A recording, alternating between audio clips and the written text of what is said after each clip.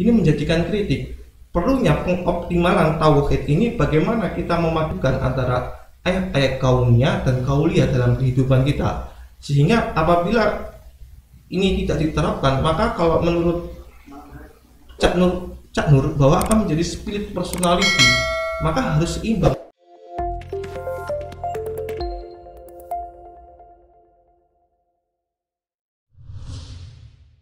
Bismillahirrahmanirrahim. Assalamualaikum warahmatullahi wabarakatuh. Malam ini kita akan bahas satu buku teman-teman sekalian bersama salah satu pegiat rumah baca terasering, namanya Rafiul Iza Aminullah. Nah, sekarang dia kuliah di UMS, asli Pasuruan ya Mas? Pasuruan, Jawa Timur, Mas. Iya. Oke, asli Pasuruan. Semester 4. OTW semester 5 ini. Ya, semester 5. Alhamdulillah. Nah, ini kuliah di PAI ya Mas ya? Iya, Pendidikan Agama Islam di Oke. UMS. Jadi fokusnya itu di pendidikan. Iya, begitu. Sesuai dengan buku yang akan kita bahas hari ini, yaitu adalah platform ilmu pendidikan syariah. Salah satu buku yang mungkin wajib ya Mas Yadi. Bukan wajib, Mas, Apa? tapi buku karya dosen. Oh, karya dosen. Ya, mungkin ini perlu dipelajari buat teman-teman mahasiswa sih, mahasiswa terutama dalam mahasiswa bidang pendidikan yang perlu dikaji ini bersama-sama itu, Mas. Oke. Karena mungkin kita coba kaitkan juga dengan keadaan hari ini, pendidikannya kan gitu kan. Apalagi hari ini kan kita dihadapi dengan satu pandemi ya kan. Yang sekiranya tak rasa sektor pendidikan itu pun juga terkena dampaknya kan. Yes, betul. Ya kan? Dampak pandemi yang tak rasa kedepannya juga dapat ini apa namanya pelajaran kan itu. Coba Mas jelaskan sedikit dulu Mas dari buku ini, siapa penulisnya, terus maksud daripada buku ini dan apa namanya semacam motivasi daripada penulisannya gimana? Oke, Mas. Ya, bismillah. Saya mencoba menjelaskan ya teman-teman. Jadi buku platform ilmu pendidikan syar'i ini dikarang oleh Prof. almarhum ya. Beliau itu udah almarhum Prof. Muhammad Soleh. Dia guru besar di UNS, di FKIP UNS. Prof. Muhammad Soleh ini lahir pada tanggal 22 Agustus tahun 1952, asli Pekalongan. Kemudian dulu dia mendapatkan gelar PhD itu di Universitas Ohio, Amerika Serikat, dan pada saat dia menjadi guru besar, ceramah beliau itu pendidikan Islam untuk perkembangan zaman itu, Mas. Untuk sejarah biografinya. Tapi buku ini editornya langsung oleh Ketua Kaprodi Universitas PAI UMS itu, di editor langsung. Tapi sebelum beliau menjadi dosen di UMS, beliau itu adalah seorang kepala sekolah di SD Muhammadiyah Kota Barat. Oke. Itu untuk pendidikan buku ini kita akan membahas tentang bagaimana konsep tauhid dalam menegakkan segala lini kehidupan. Jadi tauhid ini sebagai dasar pedoman untuk penerapan kemajuan dalam bidang sains terutamanya, Mas ya, dalam sains untuk meningkatkan kualitas kita manusia sebagai pribadi yang ulil albab gitu, Mas. Coba jelaskan sedikit bagaimana korelasinya antara tauhid dengan pendidikan. Jadi buku ini dituliskan atas ada beberapa faktor. Yang mempengaruhi pertama adalah faktor dari dunia internasional. Pada saat itu kita tahu bahwa Islam ini lagi besar-besarnya, sebenarnya Muhammad Al-Faruqi ini mengetahui ada islamisasi ilmu. Nah, Ismail Raja Al-Faruqi. Iya. Kemudian Prof. Naqib Al-Atlas itu juga melakukan desternisasi ilmu pengetahuan, sehingga menyebabkan betapa pentingnya kita harus mengislamkan lagi ilmu pengetahuan kita yang telah kita miliki. Itu di dunia internasional yang menjadikan spirit atas pentingnya tauhid ini yang kita lupakan. Kemudian di faktor nasional itu kita lihat bahwa pendidikan kita ini mengalami sebuah krisis karakter yang sehingga kita melakukan sebuah pengoptimalan manusia.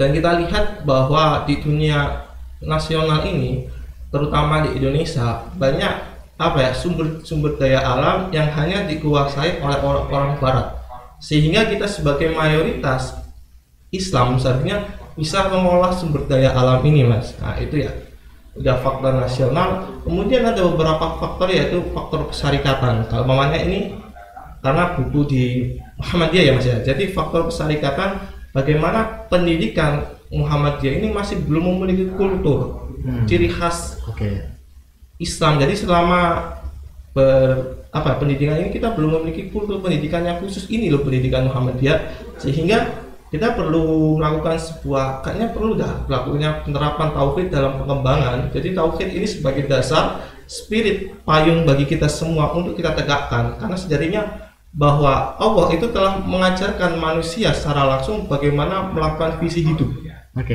Itu visi hidup bagaimana visi hidup untuk penerapan tauhid, sehingga penerapan tauhid ini kembali lagi ini sebagai dasar dan payung spirit kita untuk melakukan sebuah pergerakan. Karena sejatinya kita di surat Al-Baqarah dijelaskan bahwa kita diamanatkan oleh Allah sebagai khalifah.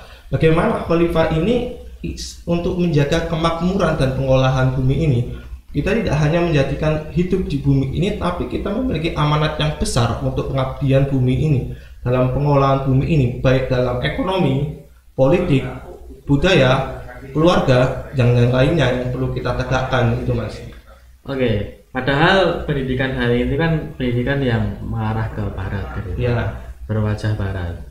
Nah itu kalau kritiknya Pak Soleh ya namanya, Pak Soleh itu untuk pendidikan yang mereka menjadikan barat sebagai kiblat itu gimana? Kita mengetahui bahwa pendidikan di Indonesia lebih condong kepada pendidikan sekuler. Ya. Apabila pendidikan sekuler ini akan menghasilkan kita manusia memiliki paham materialistik. Apabila udah memiliki paham materialistik, akan menjadi kita memiliki karakter yang hedon. Dijelaskan ini, kita ketahui bahwa pendidikan ini Indonesia ini masih condong kepada pendidikan Belanda, Mas. Jadi dan kita belum memiliki karakter pendidikan utama kita ini ya. Dari segi pendidikan, adanya SMP, adanya SD, SMP, SMA atau jenjang pembatasan ini adalah hasil dari produk Belanda. Kok bisa? Karena pada saat itu Belanda masih membuat produk, jadi ada jenjang namanya pendidikan. Kalau bukan Belanda, Jepang Mas pada saat itu. Jadi ini kita masih belum memiliki karakter pendidikan kita, dan kita lebih condong menghasilkan produk-produk manusia yang memiliki sifat sekuler. Mereka hanya cerdas di dalam otak mereka, tapi dalam karakter atau wajah pengabdian ke dunia ini belum bisa. Karena kritik dari buku ini dikritik oleh Bapak Ali, bahwa kalau kita pendidikan Indonesia ini hanya menghasilkan produk STMJ, sholat terus maksiat jalan. Maksudnya kenapa? Dan dikritik sesuai dengan kritikan I.R. Soekarno bahwa orang-orang Indonesia ini masih pemimpin yang sontoloyo. Maksudnya apa? Mereka pintar dalam otak mereka, pendidikan mereka, karakter mereka telah menempuh jenjang pendidikan S3, S2, S1 minimal ya. Tapi mereka kalau menjadi pimpinan, bahasanya pimpinan negara, mereka masih korupsi, Mas. Masih korupsi, masih melakukan tindakan KKN dalam kehidupan mereka, sehingga ini menjadikan kritik. Perlunya pengoptimalan tauhid ini, bagaimana kita memadukan antara ayat-ayat kauniyah dan kauliyah dalam kehidupan kita. Sehingga apabila ini tidak diterapkan, maka kalau menurut Cak Nur bahwa akan menjadi split personality, maka harus seimbang bagaimana dunia, ilmu sains dan ilmu agama. Kalau kita hanya sekedar memandang ilmu agama saja, maka kita akan pincang. Sedangkan kita kalau mengoptimalkan nilai-nilai sains saja dan membuang agama, maka akan buta kita. Sehingga ini akan menjadikan sebuah split personality buat kehidupan kita. Makanya perlu diterapkan lagi bagaimana nilai-nilai tauhid ini bisa ditegakkan. Itu Mas. Sebelum kita jauh ke sana, saya mau coba satu aja Mas. pola pendidikan kita kan dikatakan pendidikan yang sekuler, kan? Tidak menanamkan pendidikan karakter dan sebagainya. Tapi ada satu hal yang menurutku ini malah berlainan dengan pendidikan Barat itu sendiri. Kalau di Barat kan tidak disejajarkan, ya kan? Dia sesuai dengan apa yang kemudian siswa dan siswi itu punya bakat kan itu. Tapi kalau di Indonesia itu kemudian disejajarkan dengan adanya ujian-ujian, ya kan? Sekolah itu seakan-akan dia hanya mencari siswa yang pintar saja. Padahal kan pendidikan adalah bentuk sebuah institusi untuk kemudian mencerdaskan kehidupan bangsa. Nah itu gimana kritiknya kira-kira? Jadi perlu standarisasi semacam UN, ujian-ujian. Seorang siswa SMA itu juga harus pintar fisika, harus pintar kimia, harus pintar biologi. Di lain sisi dia juga harus pintar bahasa. Ya. Itu kan bagiku satu hal yang berseberangan kan itu kan. Dan kalau kemudian itu tidak sesuai dengan, maka ya DO. Oke. Sebenarnya pendidikan itu kalau itu kan berasal dari namanya sekolah itu kita lihat berasal dari Yunani, Mas. Nah. Bagaimana sekolah pada saat itu pendidikan itu untuk mengembangkan minat bakat mereka itu semua. Jadi pendidikan sekarang ini bagaimana kita hanya terpaku untuk orang itu semua cerdas dalam bakatnya. Tapi kita ketahui dan kita merasakan pelajaran yang kita rasakan di SD, SMP, SMA itu hanya terpakai itu cuma beberapa persen. Karena Mas Hasan sekarang fokus kemana? Sejarah. Enggak, kuliahnya di Quran tafsir. Dulu Mas Hasan apa? IPA. Mana fisika kimianya dan biologinya tidak terpakai? Tidak sesuai dengan kan. Maka sebenarnya pendidikan itu bagaimana kita mengoptimalkan minat bakat pendidikan kita. Semuanya saya lebih condong ke sosiologi bahasanya. Ya udah, saya mempelajari sosiologi itu, dan itu sebenarnya diterapkan dalam pendidikan di luar negeri itu, dan bagaimana mereka menguasai itu, dan bahkan musik pun ada kelasnya. Iya, dan itu ada kelasnya sendiri-sendiri. Kalau berbicara yang tadi Mas, sebenarnya unsur sekolah pun juga sama. Mereka yang datang di pagi hari, kemudian hormat dengan guru dengan cara menyalimi kan gitu kan, kemudian nyapu di awal kelas belum dimulai biar guru itu saat menerangkan itu nyaman. Kalau saat kemudian istirahat, kalau ada guru yang kemudian berpawasan, siswa itu kemudian nyapa, ya kan, dan berbagai macam keadaan sosial yang lain, teman yang kemudian sakit ditolong, yang nggak punya uang dipinjami dulu, guru yang kesusahan ditolong, itu kalau dalam sekolah hari ini dia nggak ada nilainya sama sekali. Yeah. Kan? Terpatok nilai itu hanya sekedar nilai matematika berapa, benar salah, dan kalau kemudian itu tidak sesuai dengan yang diinginkan oleh guru itu, kemudian dia didongkrak kan itu kan. Biasanya nilai itu diotak-atik gatuk kemudian sesuai dengan di atas HKM. Iya. Nah, itu kritiknya gimana? Sebenarnya itu menjadikan sebuah PR dan permasalahan kita bersama ya. Ada mungkin dosen saya pernah cerita begini Mas. Pada saat itu dia sebelum jadi dosen dia jadi guru. Nah, ada saat pemilihan rapat kenaikan siswa itu kan dilakukan setiap tahun. Kenaikan kelas. Iya, kenaikan kelas. Itu dilakukan setiap setahunnya. Ya.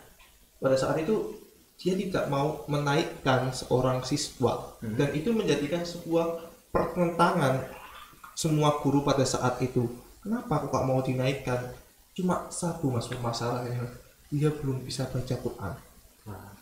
Dia tidak mau menaikkan siswa itu, dan itu walaupun pada saat itu siswanya itu adalah anak dari mungkin orang yang besar punya jabatan.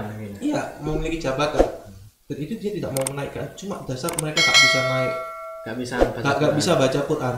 Kalau itu benar-benar diterapkan menjadi di pendidikan Islam dan mungkin pendidikan yang lainnya, kalau karakter diutamakan dalam membentuk sebuah peradaban pendidikan di Indonesia, itu menjadikan sebuah ciri khas. Karena kalau bukunya adab di atas ilmu, itu bagaimana adab itu ditekankan oleh siswa dan guru, sebelum mereka menuntut ilmu bagaimana dua-duanya nggak sekedar muridnya ya. Iya, kalau dijelaskan buku itu adab atas ilmu itu bagaimana guru orang tua, guru dan siswa itu memiliki adab bagaimana saling menghormati, bagaimana seorang ada siswa dalam menuntut ilmu, bagaimana guru dalam mengajar, bagaimana guru dalam memberikan dorongan motivasi itu telah dijelaskan buku adab di atas ilmu itu. Makanya saya perlu bagaimana Islam ini sebagai mayoritas Indonesia ini menerapkan karakter, ya karakter daripada mereka menerapkan ahli dalam otak mereka sendiri. Oke, kalau saya boleh tanya, hari ini kan kebutuhan itu kan masyarakat industri kan itu kan, teknis. Ya. Apa gunanya Quran? Oke. Kan tadi kan di awal kita sudah menyinggung soal sains dan agama. Nah, coba apa gunanya Quran dan apa gunanya harus bisa baca Quran untuk kemudian masuk naik kelas kan itu? Oke Mas. Oke, kita bahas sebelum naik kelas maka kita bahas sifat Al-Quran ini ya. Oke, kita mengetahui bahwa Al-Quran ini bersifat universal. Ya. Kita mengetahui bahwa Al-Quran ini sekali lagi bersifat universal. Kenapa? Semua kandungan-kandungan di dalam Al-Quran ini ada. Dan Al-Quran ini bukan hanya sekedar hot news saja yang suatu saat pada zaman itu tidak berlaku.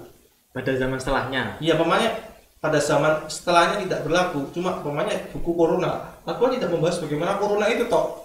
Mungkin beberapa puluh tahun lagi Al-Quran ini tidak bakal dipakai. Tapi bagaimana Al-Quran ini memiliki universal dan pembahasannya yang umum. Makanya kita tahu ada sifat ayat-ayat kauniyah dan kauliyah, ya, yang bagaimana yang tidak ada di dalam Al-Quran dan itu bersifat ayat-ayat Allah bersifat alam, itu kita tugasnya untuk mencari.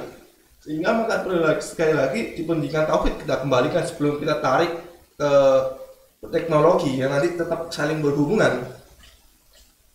Bagaimana Al-Quran ini bisa diterapkan dalam kehidupan mereka, terutama dalam segi nilai-nilai pembelajaran, biar mencontoh ke buku ini Mas ya. Oke, boleh. Tidak melenceng terlalu panjang dan kita memfokuskan buku ini. Jadi tahu Al-Quran ini menjadikan fokus utama dalam segala lini kehidupan. Apabila kita, makanya orang-orang profesor dalam barat itu meneliti Al-Quran sedemikian rupa karena tertarik pada bagaimana Al-Quran ini kok sesuai dengan konteks dan zaman, dan kebanyakan Al-Quran ini mengandung isinya adalah sejarah, ya kan? Dan sehingga ini bisa menjadikan sebuah pengaplikasian untuk pendidikan yang selanjutnya. Kemudian yang ini yang pengen ditekankan oleh Prof. Soleh ini untuk pendidikan di Indonesia ini. Bagaimana Al-Quran itu disinergikan? Iya, difokuskan. Kalau seumpamanya kita sebagai umat Islam tidak memiliki kepemahaman atau minimal untuk bisa membaca Al-Quran, bagaimana kita akan mengkaji Al-Quran ini? Sedangkan teknologi ini sekarang ini berkembang hebat, apalagi menuju 5.0. Benar lagi menuju 4. Kalau di luar Indonesia mungkin sudah. Iya, di Indonesia ya. Indonesia baru mau. Iya, baru mau 5.0. Dan semua bagaimana teknologi ini kita bisa memudahkan mengakses oleh Raja Abadi Google. Semua ada Raja Abadi oleh Google.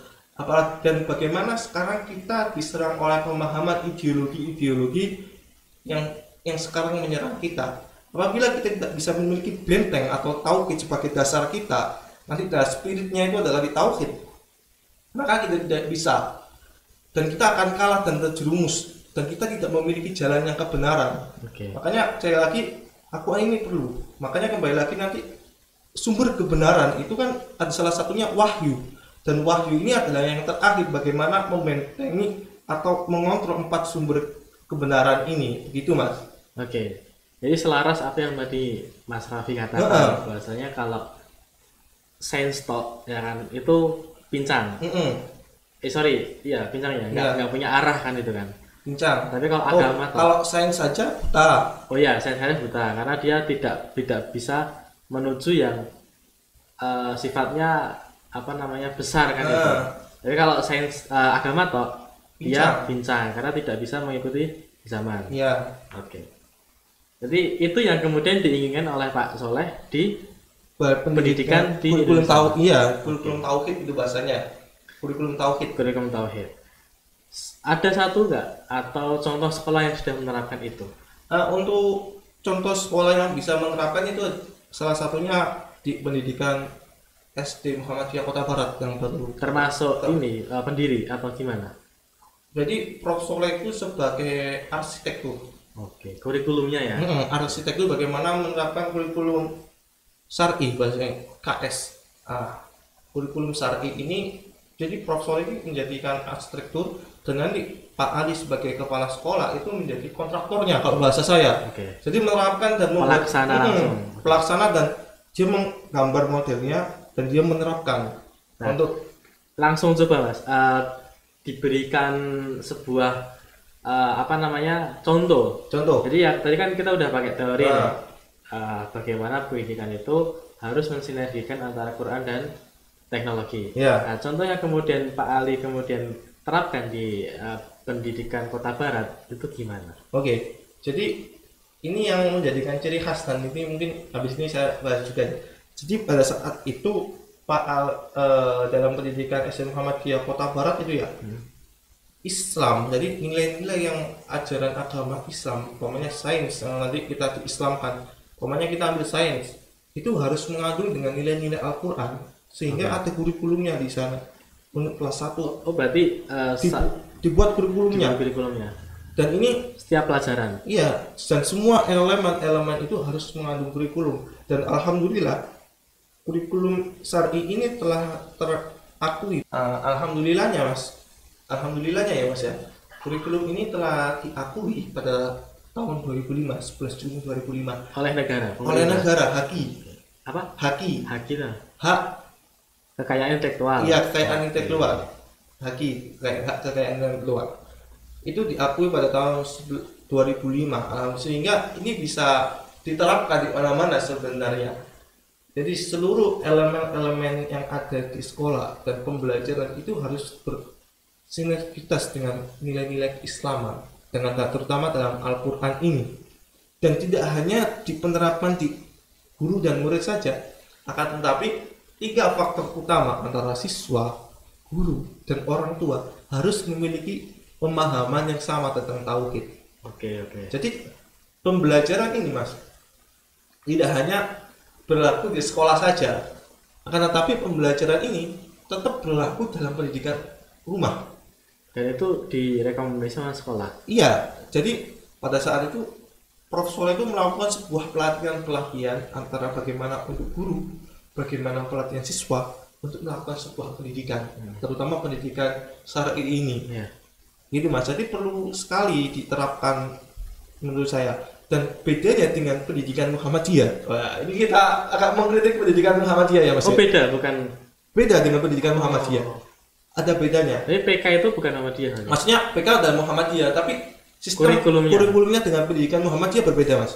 Kalau lihat pendidikan kurikulum di Muhammadiyah, pendidikan Muhammadiyah itu masih condong kepada pendidikan materialistik. Dan pendidikan sekuler. Kok bisa? Sekuler. Karena kita lihat bahwa pendidikan Muhammadiyah itu masih ada namanya al-Islaman, al-Islam ya. Kemuhammadiyan sama bahasa Arab. Tapi pendidikan yang lainnya, umpamanya matematika, fisika, kimia, biologi dan yang lainnya, itu masih mengikuti dengan kurikulum pemerintah. Artinya? Jadi artinya pendidikan Muhammadiyah itu masih condong kepada pendidikan sekuler dan sekuler ditakutkannya mereka yang dikatakan Soekarno ini mereka nanti jadi orang yang sontoloyo. Takutnya nanti menjadikan sebuah dikotomi dalam pendidikan kita ya Mas ya. Kalau menjadikan pendidikan yang kita bahas di awal nanti menjadikan manusia yang sontoloyo dan STMJ. Kita lihat ya yang kita bahas di awal tadi itu. Makanya perlu hilangkan namanya berbau materialistik dan sekuler ini sehingga kita tidak hanya memandang sesuatu dengan material dan kita merasa kurang terhadap sesuatu dan menghedonkan hidupan kita. Itu Mas. Itu yang menjadikan PR buat pendidikan Muhammadiyah. Kalau bisa kita diterapkan pendidikan syar'i ini dan pure adalah pendidikan Muhammadiyah menjadi gerakan Islam dan gerakan kedua atau pertama ini Mas? Yang mana? Muhammadiyah sekarang terbesar kedua atau pertama ini? Kedua. Kalau secara massa, tapi kalau kekayaan pertama. Oke, menjadikan gerakan terbesar lah bahasanya di gerakan terbesar Islam, maka kita tidak boleh memiliki kultur pendidikan kita kayak gitu. Dan pendidikan Muhammadiyah ini kebanyakan itu cuma memandang sebuah kuantitas saja. Mohon maaf ya, saya merasa pendidikan Muhammadiyah ini hanya memandang kuantitas saja. Pendidikan yang banyak tetapi kualitas yang dihasilkan itu cuma sedikit. Kita lihat pendidikan saya sebagai kader Muhammadiyah ya, dan mungkin saya menjadi guru di pendidikan Muhammadiyah. Mereka hanya sekedar bagaimana mencari murid banyak, membesarkan gedung-gedung, kan, tetapi kualitas yang dimiliki oleh mereka itu belum ada dan nihil. Dan pendidikan di Solo, dan saya melihat itu cuma sedikit yang memiliki kualitas yang bermutu. Muhammadiyahnya. Iya. Dan jebolan-jebolannya ya kita lihat. Dan orang memandang bahwa sekolah Muhammadiyah itu adalah sekolah paling jelek. Buangan tidak kalau diterima dalam negeri. Itu udah biasa di umum itu. Layak umum. Makanya perlu kita memiliki ciri khas. Jangan kita terlalu stagnan, terutama kepala sekolah Muhammadiyah. Dan terutama saya sebagai guru-guru calon guru Muhammadiyah harus memiliki sebuah konsep roadmap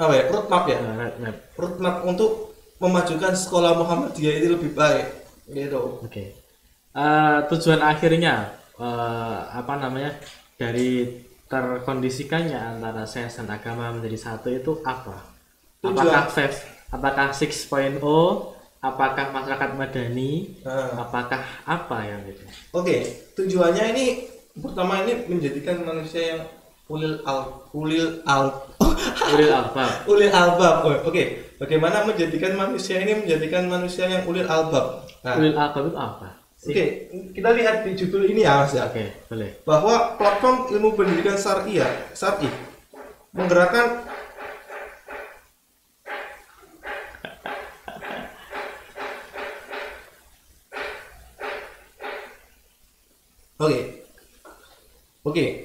kita lihat maksudnya.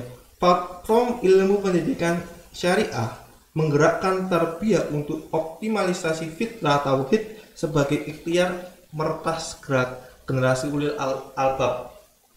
Bagaimana konsep ulil albab ini? Manusia yang berzikir, berpikir, dan mengingat Allah. Itu Mas konsep utamanya.